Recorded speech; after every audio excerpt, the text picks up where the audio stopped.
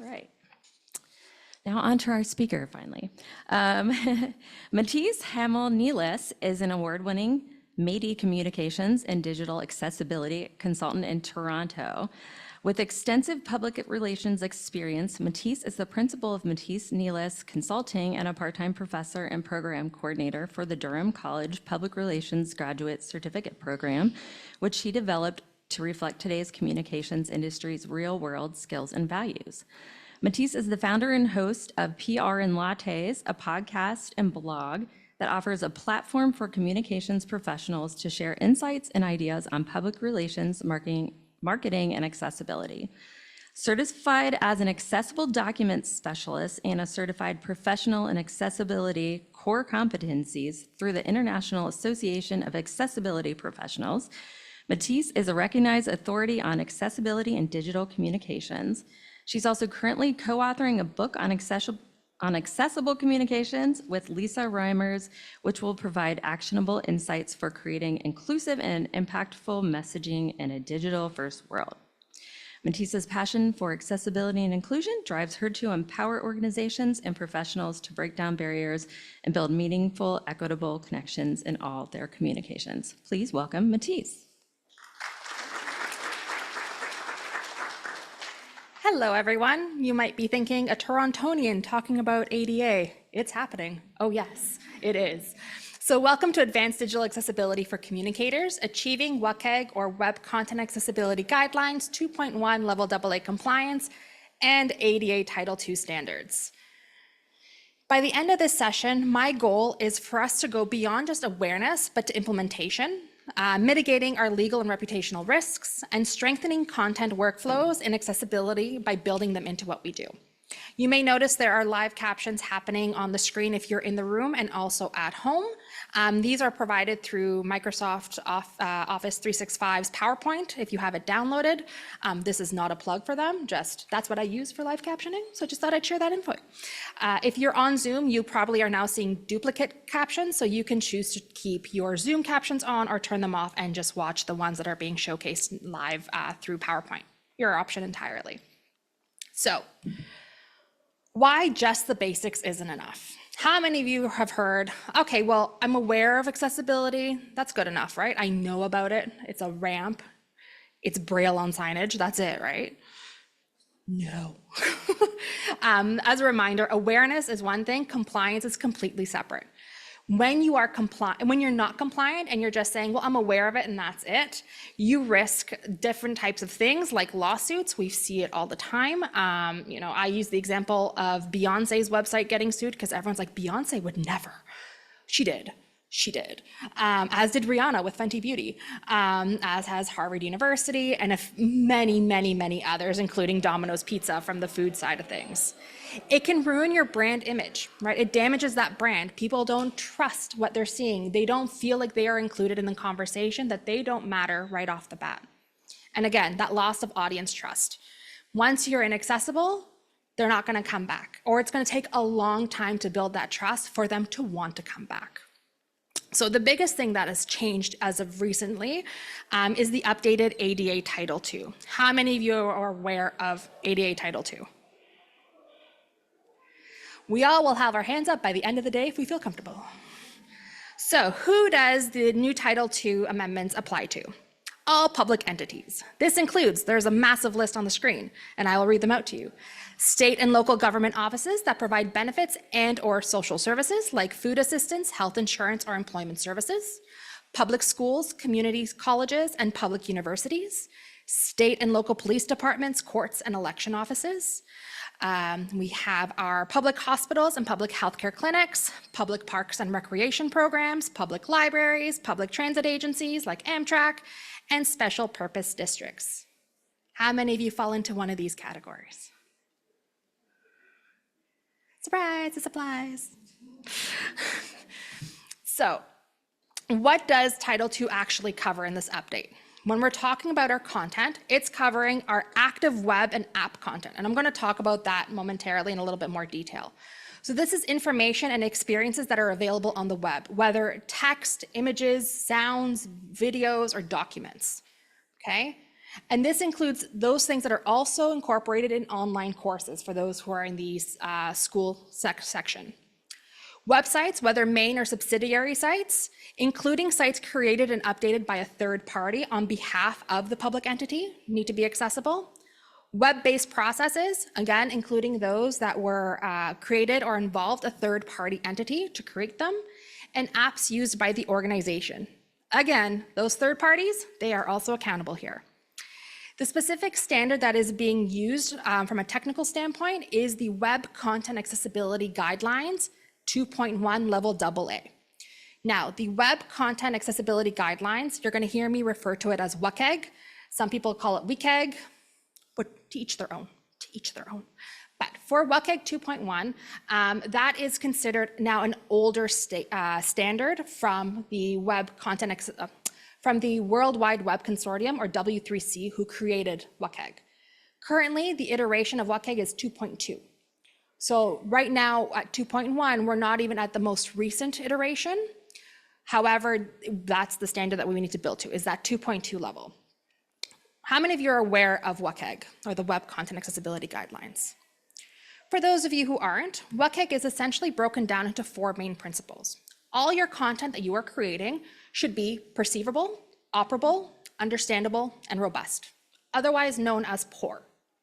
So to be perceivable, it's available to the senses, vision and hearing primarily, either through the browser, through assistive technologies like screen readers, screen enlargers, things like that.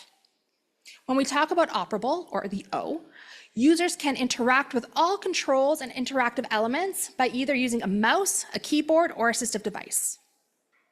Understandable, the content is clear and limits confusion and ambiguity. That's the word I always screw up, I apologize. It's my anonymity. I can't say that word either, apparently. There we go. Anyways, I digress. Robust, R. So this assures that whatever you're creating has can be used by a wide range of technologies, including old and new user agents and assistive technologies, and they can all access this information. So for example, how many of you use Microsoft Word? How many of you have created a bulleted list in Microsoft Word? How many of you have tabbed in to create a sublist in your list and had that open circle as your bullet? So older versions of Microsoft Word actually have assistive technology reading that as an O or a 0. It doesn't read it as a bullet. So from a robust standpoint, this doesn't mean, if you're creating that type of content, it means that somebody who may just still be using, Office 99, you never know. But an older version that isn't Office 365 might have an issue discerning that it's actually not a 0 or an O, it's a bullet. So it's always recommended in those cases, just change your bullet to be that full circle, that filled in circle, or even a square that's filled in. It avoids that issue of being robust. So we have our Web Content Accessibility Guidelines. There's a variety of criteria that is broken up into 3 levels of compliance. Level A, which is your super basic minimum. Basically, does your website open? That's how I kind of refer to it as. Level AA, which is the standard we're all trying to achieve, and level AAA, which is, this is the greatest thing since sliced bread when it comes to accessibility according to the Web Content Accessibility Guidelines. Realistically, you could have a AAA website and you're thinking, well, great, we're wonderful. You hire somebody new, they post something that forgets alt text on an image. Now you're no longer AAA, you're no longer AA, you're barely A, because content is going up that isn't accessible. So realistically, this is why a lot of the legislations around the world, and particularly the ADA, look at level AA compliance as that standard, because it's achievable for everybody to maintain. So under the ADA Title II, what content needs to be accessible? Videos, and those YouTube captions do not count. If you automatically generate your YouTube captions for your videos, they are in the industry referred to as craptions. They've missed punctuation. They misspell certain words for brands. Coke had this incident not too long ago. I'll let you use your imagination for what it got spelled out as. It was very inappropriate. We'll leave it at that. So you want to make sure you're editing your captions if you are using YouTube. Web pages, and again, app content and navigation. Online documents, how many of you have a PDF on your website? It's okay, this is a safe zone, safe place, right? PDFs, Word documents, PowerPoints, Excel documents, all that needs to be accessible. Images, graphs, charts, accessible. Audio only or visual only content needs to be accessible. Online exams and quizzes, accessible. You're just getting a theme. Forms, accessible. Hyperlinks, accessible. Your online learning management systems, accessible. And new social media posts need to be accessible. However, there are some exceptions. We're gonna breathe. It's gonna be okay. We're in this together. So, archived web content. Remember how I mentioned before, there's the web content that you're producing needs to be accessible, but I said we'll talk about it a little bit later on. There's 3 types of web content. The first is archived, okay? And this is under the exception. So you must meet all of the following criteria for it to be deemed archived web content, and if it is deemed archived web content, it does not fall under the ADA Title II requirements. So 1, it was created before that public entity's required compliance date or reproduces paper documents or other physical media created before the required compliance date. 2, it is retained exclusively for reference, research, or record keeping. 3, it is not altered or updated after being archived. Very minor updates are okay, like spelling or grammar. If you notice, oh, that was spelled incorrectly and you change that, that's okay.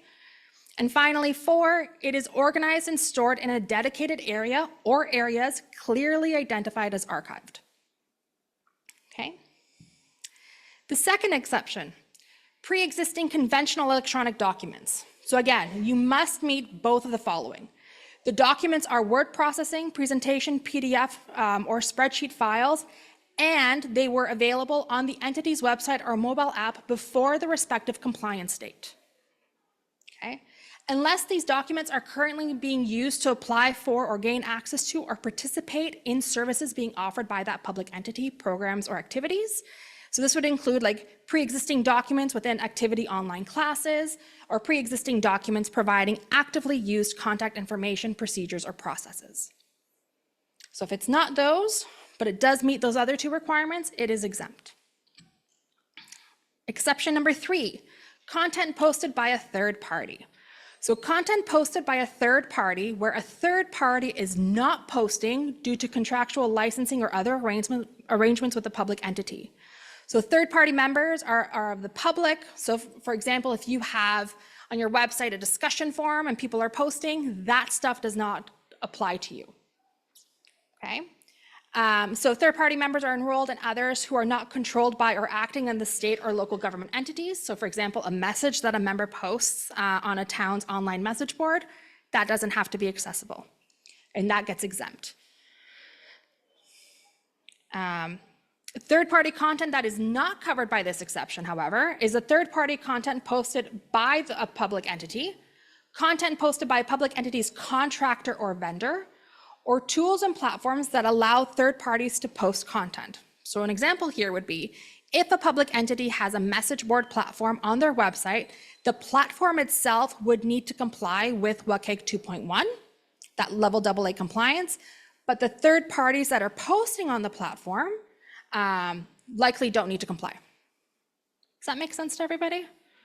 We're getting into the nitty-gritty of what we got to do. And then we have our 4th exception, individualized documents that are password protected. This doesn't mean you now go run off and make everything password protected. Okay. However, if you do have some, they must comply with all the next 3 items for them to be exempt. So documents are word processing, presentation, PDF, or spreadsheet files. Documents are about a specific person, property, or account. And documents are password protected or otherwise secured. So, for example, if a PDF version of a student's tuition bill is available in their secure password protected account on a public college's website, the document would not be held to the new standard. Does that make sense? Note, if a student with a visual impairment asks for an accessible version of their protected PDF to provide an effective communication, the college must provide that accessible version. So if you're being asked, you need to provide it. However, if it's not accessible from the start and it's password protected, and I'm just going back a slide, it is that word processing, presentation, PDF, or spreadsheet, and it's about a specific person, property, or account, you don't have to comply unless being asked for it. Make sense? Okay. Now, if a student tuition's bill is available in HTML content in their secure password protected account on a public college's website, the content would need to meet the updated WCAG 2.1 level AA standard, because this exemption is solely for documents, not for websites. And finally, pre-existing social media posts. This is where everyone breathes a little bit. They're like, oh, okay, I don't have to go back to, when we first started back in 2004. So pre-existing social media posts. Any social media post that was made before that public entity's required compliance date does not need to be made retroactively accessible. Posts that are made on or after the required compliance date do need to meet the WCAG 2.1 level AA compliance. So note that if a person who is blind requests an accessible version of an image that's posted, let's say on your Instagram account, since let's say it was posted in 2023, as it says here on the screen, that entity should provide an accessible version. So an accessible version of an image would be an image description or other reasonable accessible alternative that fits their needs and requirements. Okay? So I've been talking about these dates, and you're all thinking, okay, but what's my date? When do I need to do this by? So public entities serving more than 50,000 people based on the most recent decennial census got 2 years. So their deadline is April 24th, 2026. Those public entities serving less than 50,000 people based on that same census got 3 years. So they have until April 26, 2027. We're breathing, we're not panicking. I'm seeing a few concerned faces in the room. It's fine, it's gonna be fine, I promise you, okay? So understanding the timelines, special district governments also have that 3 years, and school districts base their timelines on the population of the area they serve, as noted by the last decennial census. So a city school district uses the population of the city, a county school district uses the population of the county, an independent school district uses the population estimate in the most recent small area income and poverty estimates. For smaller parts of government that do not have a population listed in that census, so for example, a city, state, or town police department or library, they use the population of the larger government they are part of. Make sense? So reasons not to panic. Thought I'd throw that in there. So remember, there are 3 types of content. We have our archived content that is exempt, that we can, if nobody's using it, nobody has used it in 5 years, it also makes you wonder, why do we still have it up? Right? Why is it still available to people in that regard? So you would want to do an audit to see what can be archived, what is considered active content, the content that people are accessing that needs to be accessible. And the best part is the content that has not been released. The content you're still thinking up, the content that you are in the process of working on either now or in the future, that needs to be accessible, but you haven't started that yet. So you still have time to make it accessible. And again, you do not have to be fully compliant tomorrow, right? We have to start with a plan. You're not expected that as of next year in April, at the end of April, that for those of you who are in regions of 50,000 or more, that you are going to be 100% fully accessible and compliant. Newsflash, accessibility will never get you 100% perfection. It's progress over perfection. And for some of you, you might think, no, I need to be 100% accessible. Like I need to be. As a perfectionist, I need to be. However, when it comes to accessibility, it all comes down to the end user preferences and the end user requirements and needs. So for example, you might have your website built in a way that is, according to WCAG 2.1 level AA compliance, 100%. Great, wonderful. However, let's say there's an end user who's been using a screen reader like JAWS for the last 3 months. And then you have another screen reader user, JAWS as well, who's been using it for 13 years. The 13 years one will agree with you. This is a perfect, fantastic website. I love it, absolutely love it. However, that person who's been using it for 3 months, who's still learning their own assistive tech, might struggle in navigating And they might think it's the website that's inaccessible, and it just might be the limitation that they have in using their assistive technology, or maybe they don't know the shortcuts and quick tricks and all that stuff that somebody who's a super user knows. In cases, take the feedback. It's not a slight on you in any way. This is something that a lot of people struggle with when they hear like, oh, this is inaccessible. Oh, no, what do you mean? I tried my best, I thought it was. Remember, it's all down to that end user perspective and end user usability of your content. So in those cases, you just reach out and say, what is a better method to get you the information? What would help you? And they might say, if I could have a Word document of what's the copy on that page, that'd be really helpful. Okay, their accessibility requirement or ask is for a Word document version of that particular page or that section or that blog or whatever the case may be. Okay. Again, the average person within a public entity will only be responsible for the content they create. Everybody has a part when it comes to accessibility. It's not on only the communicators' shoulders. It's not only on the web dev team. It's not only on the IT or anybody else. Everybody plays a role in creating accessible content. All right, and resources are available. And again, like I said, you're not alone. Common compliance oversights. So remember earlier when I said how many of you have PDFs, and I think 3 people in the room put up their hand very shyly, like maybe I have a PDF. When it comes to PDFs, they are typically uploaded to up to websites and internal databases, and they're not accessible. How many of you, when creating your PDFs, use the Adobe Acrobat PDF checker that's built in? This has not been updated since 2008. So it is not compliant. I'm sorry. However, there is a free tool that is used in the industry that does help you get to that automatic standard of compliance and gives you a report. It is called the PDF Accessibility Checker 2024, otherwise referred to as PAC 2024. Now, this is an automated checker, so you still need to do a manual audit. What does that mean? Look at your tags tree. How many of you have heard of a tags tree before? A couple hands are going up. So a tags tree is essentially the structure of your document. If it has tags, it'll pass the tags tree structure in PAC. However, if your tags are all P tags or your paragraph style tags, and there's no heading structure, it's not usable. Screen reader users use heading structure and structure of documents to better navigate a document, whether it's small or large. So for example, for those of us who are, as my friends like to say, retinally dependent or sighted, in our case, we can look at a 50-page document that has a table of contents and easily go through and go to the page that we want to go to.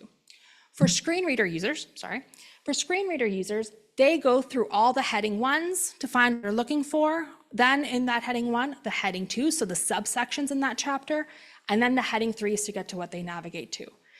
If instead, so H1, H2, H3, if instead your entire document is just Ps, you can't navigate it. It's all the same content, right? They don't have the option of going through it. So that's where, when it comes to both PAC and Adobe Acrobat's accessibility checker, they fail in that regard because they're automated, right? However, PAC is built to the PDF UA ISO standard, PDF Universal Accessibility ISO standard, to ensure that you are being compliant in what you do. That's PDFs. And if you have more questions, I'm available after, because that could be its own like 3-hour session. Multimedia without captions. So like I said, today I made sure to turn on captions in my presentation, so everybody in the room and everybody at home had access to them. But in a lot of cases, people will post videos without captions. There's 2 types of captions, and we'll talk a little bit more about this shortly, but there's open captions when they're burned into your video, and closed captions, where the end user has the opportunity to turn them on or off. So having the opportunity of having one or the other is what you're aiming for. Ideally, have open captions, because then you know you check the box, right? You have that accessibility there. And then think about your event pages or notices that exclude assistive tech users. Are there fillable forms? Are they properly labeled?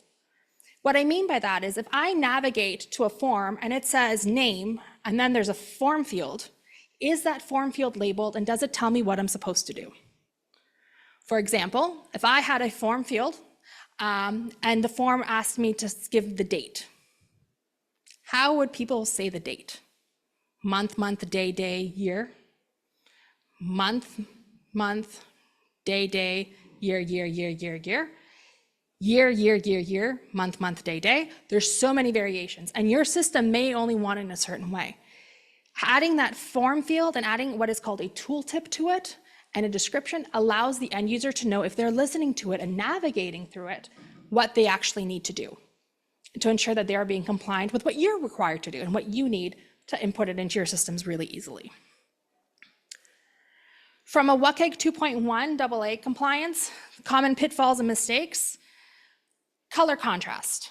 So I use a tool called the TPGI Color Contrast Analyzer, free to download, good to use on a Mac and a PC. I should say the PAC 2024 is only for PCs. If you have a Mac, you would need a PC simulator like Parallels to get it to work. Unfortunately, they are working on it, but for now it's a PC only. But the TPGI Color Contrast Analyzer works on both. It's a free download. It's an app on your desktop that checks your color contrast. To be compliant, you need to have a contrast of 4.5 to 1. Anything less than that is not AA compliant. If it's a larger font, so 18 or larger, then your compliance is 3 to 1 to ensure that you are being compliant. And the really cool thing about this tool is that you just drag and drop an eyedropper to the colors and it tells you, are you compliant, are you not? It'll tell you from a level AA compliance for a regular and large text and a AAA compliance. And it'll also give you a display or a preview of what it looks like together. So you can have a better sense of what the colors look like. The next is keyboard navigation. In a lot of cases, people forget about keyboard navigation. The easiest and quickest, and this is the bare minimum from a keyboard navigation, can you tab through your website, literally hitting the tab key, and get to where roughly you're supposed to go? How many of you have tried that on your websites before? How many of you are afraid to try that on your websites? Okay, this is a very, very basic, minimal test to see how easy is it to navigate your website. In a lot of cases, what happens is you hit tab, you get to your logo in the top left-hand corner. You hit tab, you somehow manage to be in the middle somewhere. You hit tab, now you're back in your navigation menu at the top. You hit tab, and nothing happens, you're still stuck there. You hit tab, now you have no idea where you are because there's no navigation indicator of where you are in your tab structure. Okay, so now imagine using assistive technology. If you can't even pass the simple tab structure, how am I supposed to navigate your website easily and get the same information? Missing or inaccurate alt text is another big one. This is what got Beyonce sued. This is what got Rihanna sued. Missing alt text or inaccurate alt text. Now, when I say inaccurate alt text or image descriptions are based on context, okay? So, for example, if I have a picture of a cat sitting on a couch and that's next to a wall, and I'm the Humane Society, I'm gonna talk about that cat in detail. I don't really care about the couch or the wall.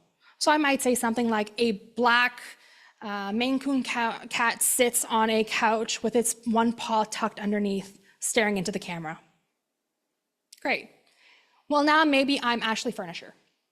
That couch is my baby, right? A black cat sits on a brown suede 2024, some type of couch that we're trying to sell. Great. The cat is no longer important based on the context. But what if I'm Benjamin Moore? Do I care about the cat? Do I care about the couch?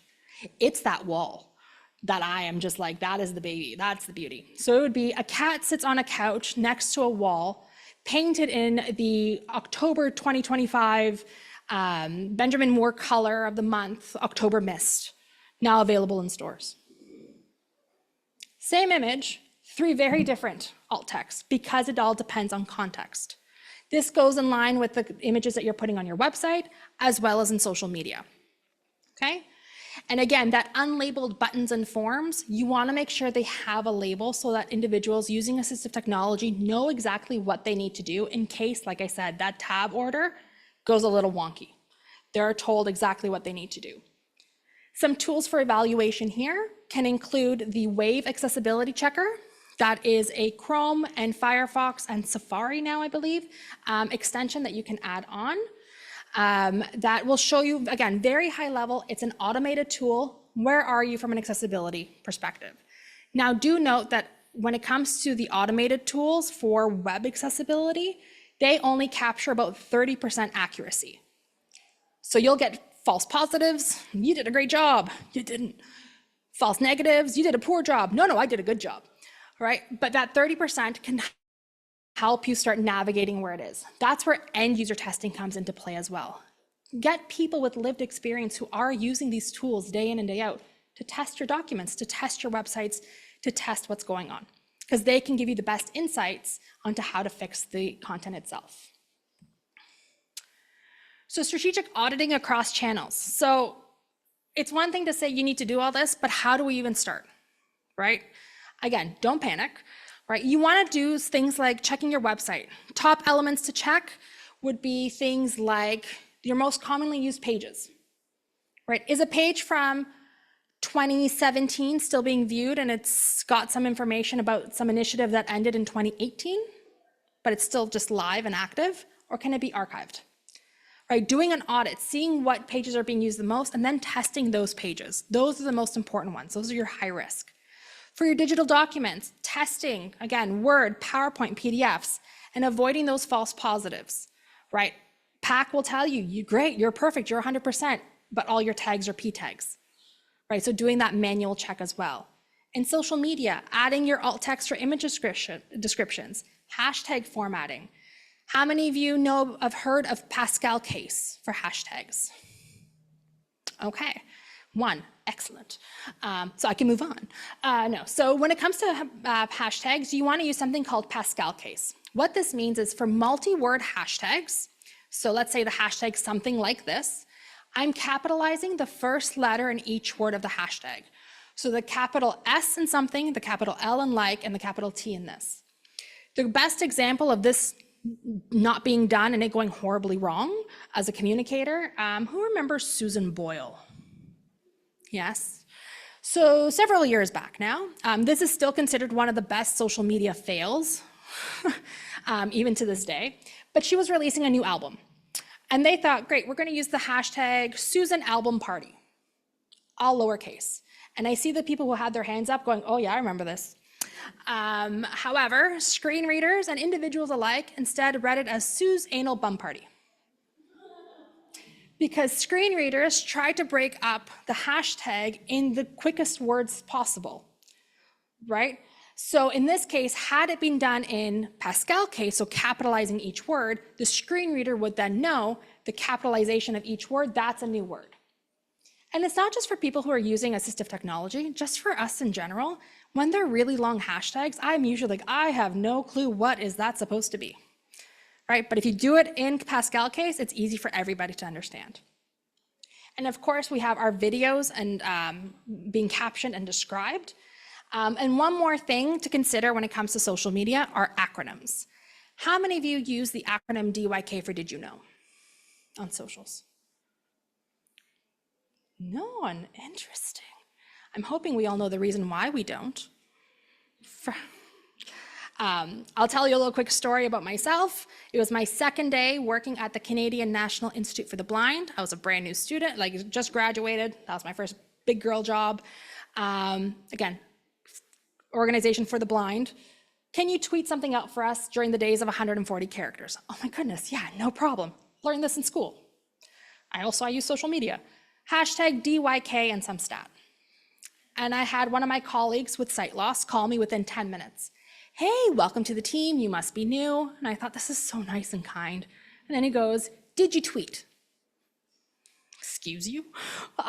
Yes, I did tweet. And he said, there's an issue with the tweet. Now, I'm a communicator. I'm thinking there's a spelling or grammar mistake. Literally, that's where my brain went. I'm like, oh my goodness, what did I spell wrong? And he said, actually, it's not what you spelled wrong. It's what screen readers read in acronyms. And I said, okay, what do you mean? I'm hearing an O in the room. Yes, O indeed. So a screen reader, depending on if it is JAWS, NVDA, or VoiceOver on an Apple product, will read it as Dick or Dyke. That was my second day. I legitimately thought, well, that's me done with my job. Thank you so much for the 2 days. A tweet ruined it. That's great. But in that moment, he calmed me down. I stayed there for another 5.5 years. It was in that moment that I realized I'm a professional communicator. I didn't know that a simple acronym in a tweet could give a completely different narrative to what I was trying to say. And you still see it a lot on government and social media and big organizations who are trying to limit that use. If you do need to use it, put periods in between and don't make it a hashtag. Screen readers can't read punctuation. They stop reading, so it'll be D, Y, K. That also helps the individual who is using assistive technology to Google, what the heck are we talking about? If I said, hashtag #IssyMe, what's the hashtag? In case you missed it. That's what it sounds like to screen readers. So imagine when it was first coming out and people are like, what the heck is #IssyMe? And they're trying to Google it. How many of you would spell it as in case you missed it? Now that you know that, maybe you're like, yeah, I totally would. But there's so many variations to how that could be spelled, right? So think of other ones that are out there. FAQ only got added to the appropriate screen reading dictionaries back in 2017. Imagine that being read out loud. Leave that with your imaginations. So, videos and multimedia. So I mentioned before that we were going to talk a little bit more about this. Captions are essential, particularly for those who are deaf, capital D deaf, or lowercase d deaf, or hard of hearing. These can be open captioned, again, burned into your video, or closed captioned, where the end user has that opportunity to turn them on or off. How many of you upload videos to YouTube or Vimeo? Okay. On those platforms, you have the opportunity to upload an SRT file or a VTT file. These are your closed caption files. Particularly on YouTube, if you are going to use their automated captioning, go back in and edit. Once you edit, it will be SEO friendly, and also you'll know that everything is spelled correctly and it has punctuation. Not only that, on YouTube, the beauty of having closed caption videos, so the option to turn them on or off, is that the end user can now change the location of the captions, the size, the color, the font, the format, highlight, all that stuff to make it a personalized experience for them. So if I'm an end user with sight loss, but I have low vision and I have my screen magnified maybe 12 times, I can now move the captions to where they need to be if I'm deafblind. I still have some hearing, I still have some sight, but I need things zoomed in and I still need my captions. It provides that opportunity that way. If you're using social media, like I said, try to have them open captions, so burned in, so you know for a fact that they are there and they will autoplay. Because sometimes, particularly on LinkedIn, if anybody's a LinkedIn fan, it gets glitchy real quick. So that's a way to avoid that. Also, when you're sharing your videos, you want to be able to provide a full transcript of what is being said. This helps your SEO, it helps searchability just in general if people are trying to look for more information, and it allows the end user to get exactly what they're looking for very quickly. And finally, audio descriptions. So describing elements to people who are blind or low vision users. There's two types of audio descriptions. There's something called post-production described, where you hear that secondary audio layer saying like, man walks into room, man sits down. And then there's one called integrated described audio, where it is naturally woven into the script, so you don't need that secondary audio layer. So I'm going to play two videos, same concept. One is integrated described and one is post-production described. And I want to see what you feel and was better and how you enjoyed them. So the first is post-production described. We'll start now. Host Kelly Ray, Twitter @KellyArt. Hi, and welcome to Show Me Your Art. Today, I am getting pottery trained. Let's go. Twitter #ShowMeYourArt. She enters. Wow, what a cute studio. Finished pottery sits on shelves near the workspace. This must be the artwork of the potter I'm meeting, Paul Stewart. Paul? Hello. Oh, hey. Hey, hi. Welcome, welcome. Oh, thank you. I've got an apron for you here. Got it. And then we'll just have a seat at the wheel. So, I'm going to show you what you're going to do. He slaps a ball of clay on the wheel. So that was the post-production described, right? At the end, they made sure that there was enough space in between them talking to add in the descriptions. So now this is integrated described, where it's just naturally woven into what they say. See if you can tell the difference. Hi, I'm Kelly Ray with Show Me Your Art. Twitter @KellyArt, hashtag Show Me Your Art. Today, I am getting pottery trained. Let's go. Wow, what a cute studio. Looks like a mix between a bit of a showroom and an actual studio where the pottery happens. This must be the artwork of the potter I'm meeting, Paul Stewart. Paul? Hello. Oh, hey. Hey, hi. Welcome, welcome. Oh, thank you. Nice to meet you. Nice to meet you too. And then once you get your apron here, we're gonna get you over at the wheel. Here we go. I'm gonna show you first how to make a pot. And I'm gonna take my piece of clay in my hand here. I'm gonna bang that on that wheel really well. Okay. You will have full access to the videos as part of the PDF that's shared with you if you want to learn how to make a pot, just FYI. But could you tell the difference and the viewing experience? A survey found that those with sight loss preferred integrated described because it felt like it wasn't an exception video, but rather it was built for everybody. So how do we build in digital accessibility when we're going through with video creation? Pre-production, write the script, create a storyboard, double check that everything lines up. During production, make tweaks as necessary, and in post-production, do the same. Make sure everything lines up and you're good to go. So how do we move forward with accessibility, with everything in play? Integrating it into our workflows, where things break down, common team or tech bottlenecks, figuring them out, understanding where those are, and building it in from the start when we're creating our editorial calendars, our content review cycles, and approval workflows, right? Making sure that we've woven in accessibility throughout, and providing training and accountability tips for your team. People are going to make mistakes, and that's okay. Again, progress over perfection. If anything that you take away from today, progress over perfection, and be gentle with yourselves on this. So how to implement it into your brand strategy? One, conduct an accessibility audit of your digital content. This will also help you determine what is your archived content or should be archived, what is your active content. And we know the soon-to-be content you'll have there. Train your employees on accessibility best practices. Establish an internal accessibility policy so everybody's aware of what they need to do and why. Engage with the disability community for that feedback. Again, that end user feedback is so key in ensuring that you are meeting the needs. There's a saying in the disability community, nothing for us without us. Don't assume that you know what they need, ask, right? And get that feedback from them. And of course, regular test and updating content to remain compliant. When you're creating a plan, you want to make sure that you're aligning your institution's current mission, vision, and strategic plan, right? Where is training needed? Finding those gaps. Do you have the resources, financial or human, to accomplish the access plan internally? Or do you need to look for help externally? Would a collaborative partnership with an outside company be the most effective?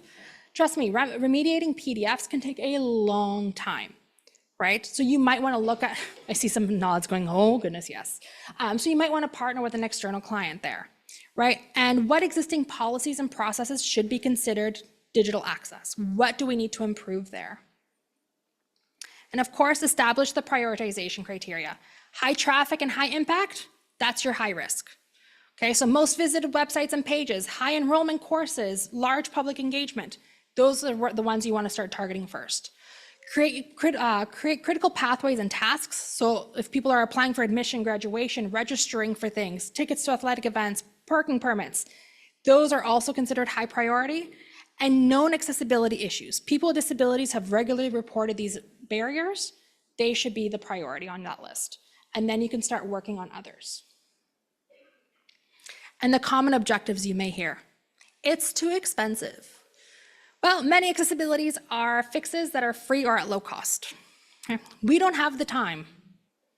Hear that one a lot. Start small, even if it's just starting to fix your hashtags. Right? Start implementing something small, improvements one by one, you'll get there. I need a degree in IT for that. Creating accessible content, you don't. I assure you, I do not have one. It's actually relatively easy and it can add efficiency to your overall workflow. When you're thinking accessibility from the beginning, you're ensuring you're accessible throughout. Okay, and we don't have disabled customers. We hear that one a lot.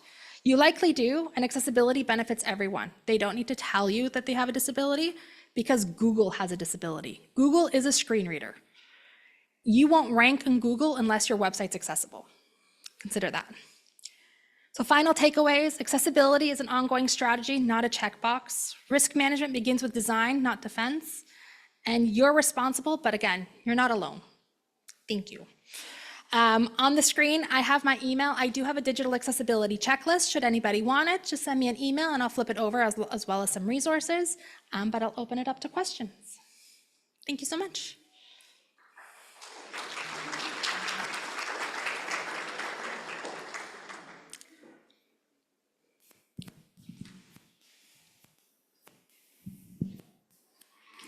Hi, my question is a little specific. So we've kind of started on this process a little bit where I work, and so for example, we have our annual report that we make, which is very design heavy. So then we go into Microsoft and make that accessible, like with all the paragraph and heading and everything like that. And on our website, we just have it listed like, here is the original version that you can look at that has more of the design heavy elements. And then we have an additional one that just says it's screen reader friendly copy. Is that kind of the most appropriate way to go about that? So that depends. So somebody who is deaf blind, who still has some vision, uses magnification, not necessarily a screen reader, but maybe does use a screen reader at times to assist. They might prefer to still see the visual elements, but will feel like, okay, I'm not privy to the visuals because if I'm using some screen reading technology, then maybe that's where I need to just open up the plain Word document.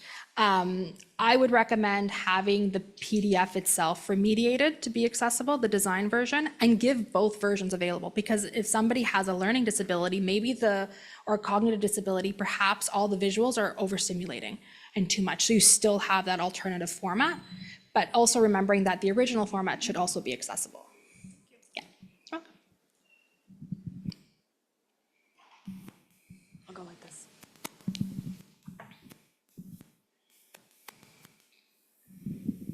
I have a couple questions. Can I ask more than one? Of If they're course. quick? Okay. Yes. The first one is if you are embedding a YouTube video from some other, obviously a reputable resource, like DODD, or that's a bad example, but like that's one that came to my mind first. Are you responsible for that accessibility of that video, even though it's not your video, but it's a helpful resource? You would have to add a disclaimer that this is not our resource. It is embedded from a third party and provide contact to them. And you would want to reach out to them to ensure that they are making it accessible as well. Okay, and I'm not saying DODD's videos are or are not accessible. I just want to clarify. That was just the first thing that came to my head.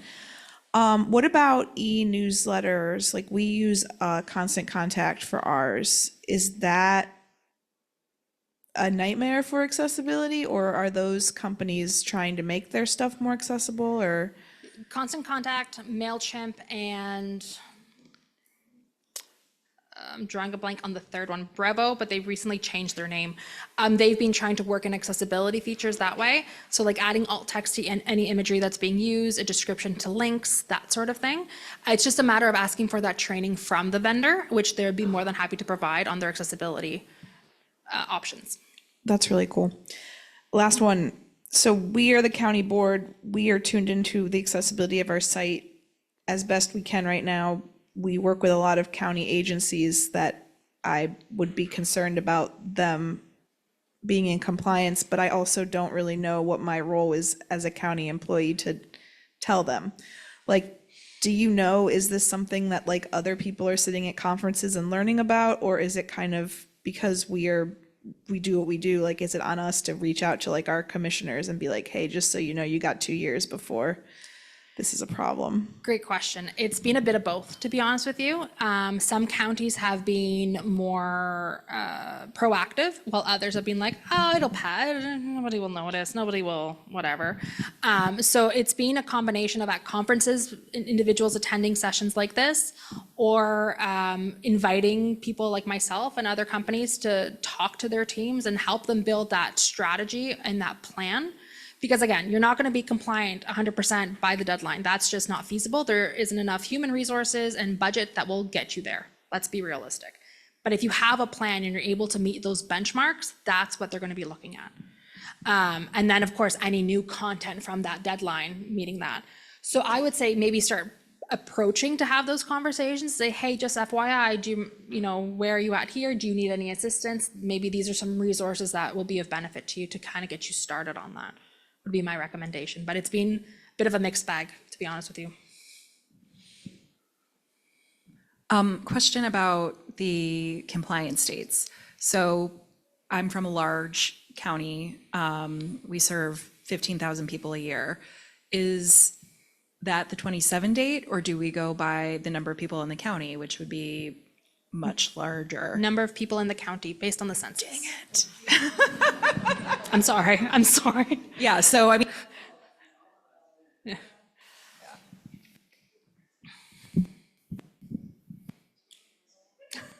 And that's my cue to exit when I see the fists go up.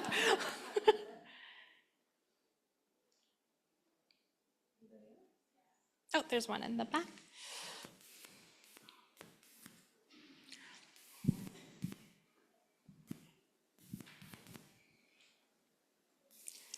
So last summer and fall, I was thinking about our YouTube channel, and I was thinking about the captions, and I had somebody go back and edit all of the captions for every single one of the videos on our YouTube channel. We don't have audio description with all of our videos.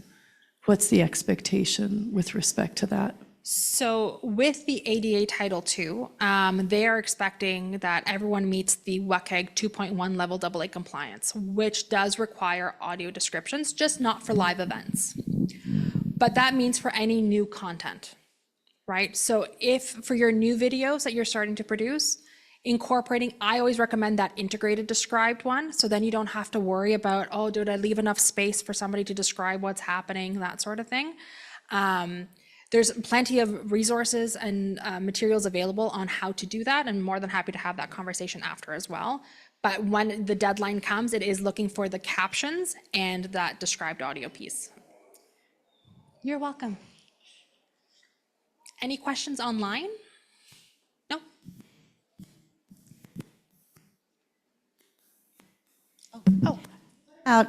We've been working on a lot of what you mentioned, and then we also had been talking to some vendors to have an overlay on our website. No. No, No. not like with Recite Me, where it's the accessibility toolbar. No. Why? Hi. So, I'm glad I asked. so overlays like Recite Me, Accessibility, Userway, all of them, particularly Accessibility, have been fined by the FCC for essentially being snake oil salesmen, saying that they can make your content accessible, and it doesn't, and it gets their clients sued. Userway and Recite Me also have similar litigation in process right now. I can send you a bunch of stuff about this. There is a website called Overlay Fact Sheet that you can Google, and it'll tell you all the reasons why these things don't work. The end user, so they say they're accessible, but the end user, there's like shocked looks across the board, sorry. End users, it makes them deactivate their assistive technology to use their assistive technology, and it doesn't work. So it actually creates more accessibility barriers than making it accessible. You're welcome. Sorry for the panic across the room. I saw everyone going.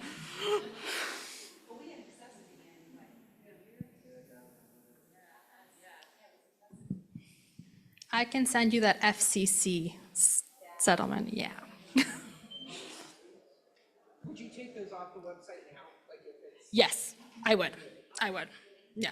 And if they give you any problems or issues, I would just give them that FCC report that says, actually, what you say you do doesn't do it. And they found that.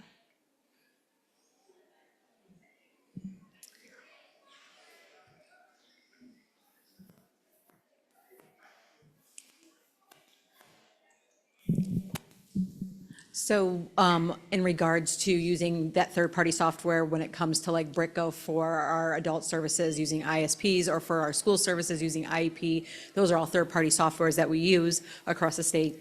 So if that third party doesn't update where does that responsibility fall upon us to work with them? So if you're buying it under contract to a certain term after the requirements, you have to work with them to try to be as accessible as possible. But the requirement would be if they're not doing it, it's not on you until your contract is done. Should you renew it with them, knowing full well that they are not accessible and not willing to move to be accessible, then you become incompliant with that. Non-compliant, sorry, non-compliant. Oh, there's last question because I want you guys to get to lunch. Great questions though. Question prompted this one, I'm sorry. No. But with that being said, when you have individuals who are needing Braille for their plans, and we're with Britco, and where does that fall? Like is that on the county board to provide? So the responsibility would be on the county board to provide the alternative format. However, if you're using a third party, then the third party would be required to provide you with that material, so ensuring that they are accessible. Does that make sense? No? So if I'm a student and I say I need a Braille version of a textbook, I go to my school board and who goes to the county and say that we need this. Okay, who's our third party vendor? Britco, I think is what you said? Yeah. Okay. Sorry, I didn't catch the name, that's why. So then you would go to them to ask them to create the accessible version. Now, if their content is inaccessible, when they send it back, that's the issue. But if the Braille version they are creating is accessible as a third party, then you're fine.